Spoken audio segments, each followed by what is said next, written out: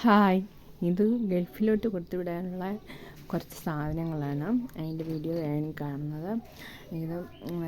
ഇത് ഇറച്ചി മസാല തേച്ച് വെച്ചേക്കാണ് കേട്ടോ. അത് വറുത്തെടുക്കാനുള്ളതാണ്. ഇത് പച്ചിറച്ചി മഞ്ഞൾ ഉപ്പൊക്കെ തേച്ച് വറ്റിച്ചെടുക്കാൻ വേണ്ടിയിട്ടാണ്. പുരട്ടിയെടുക്കൂലേ, ഇങ്ങനെ വേവിച്ച് മാത്രം, ഗ്രേവിയൊന്നും ചേർക്കാതെ ഉപ്പും മഞ്ഞളും ഇട്ട് വറ്റിച്ചെടുക്കാനാണ്. ഇത് കേരച്ചൂര വറക്കാൻ നമ്മുടെ അടുപ്പിലിട്ടേക്കുവാണ് കേട്ടോ. നമ്മുടെ സാധാ ചൂരമീൻ പോലെ കഷ്ണമുള്ളത് മീനാണ് കേട്ടോ. ആ മീനാണ് ഈ വറുത്ത് വെച്ചേക്കുന്നത്,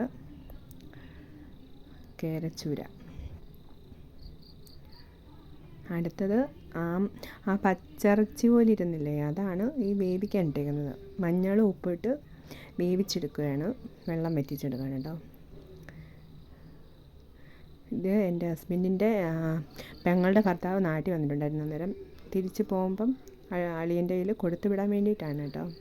ഹസ്ബൻഡും പിന്നെ പെങ്ങൾക്കും വേണ്ടി കൊടുത്തു വിടാൻ വേണ്ടിയിട്ടാണ്. ഇത് നമ്മുടെ കണ്ണിമാങ്ങ, മാവിൽ ആദ്യം ഉണ്ടാകുന്ന മാങ്ങയാണെങ്കിൽ പറക്കിയെടുത്തതാണ് കേട്ടോ. അത് കണ്ണിമാങ്ങ അച്ചാർ കേട്ടോ, കൊടുത്തു വിടാനാണ് ഇതെല്ലാം. പിന്നെ ഇത് കപ്പ വറുത്തത്, പിന്നെ ചേമ്പ്. അവർക്കൊക്കെ നാടൻ സാധനങ്ങളാണ് വേണമെന്ന്. അന്നേരം ചേമ്പൊക്കെ വേണമെന്ന് പറഞ്ഞ് അങ്ങനെ എടുത്ത് വെച്ചേക്കുവാണ് കൊടുത്തു വിടാൻ. പിന്നെ ഇത് എല്ലാം അവസാനം പാക്ക് ചെയ്തതാണ് കേട്ടോ ഇരിക്കുന്നത്. ആ അടുപ്പിൽ അത് ആദ്യമേ കണ്ട പച്ചിറച്ചി വറുത്തതാണ് കേട്ടോ. ഇത് മഞ്ഞൾ ഉപ്പിട്ട് വേവിച്ച ഇറച്ചി.